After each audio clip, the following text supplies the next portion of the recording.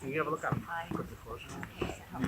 So we're on the southern extension of the site, and this is an area where we had hoped that we would be able to track the ditch, a great encircling ditch enclosure coming around the site, and we do indeed seem to have that coming up. So we've got these dark, silty, soily deposits which are the uppermost fills of the ditch in here, and in this particular area here we seem to have an awful lot of animal bone. So there's a variety of different species represented, but previously there's been a really enormous bones from the shoulder blade, the scapula, of something like a large cattle, and there's been femur bones, and there's been articulated, in fact you can still see some articulated vertebra. Thanks Don, yeah, just over there. So there's that, and then plentiful jaws as well, so there's various jaws dotted around, you can see them by the teeth.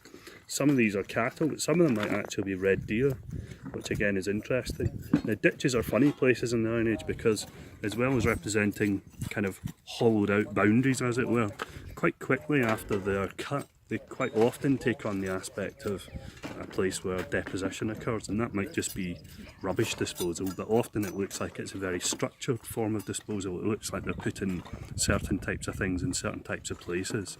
And over here you've got semi-articulated animal bone and a very big concentration of it.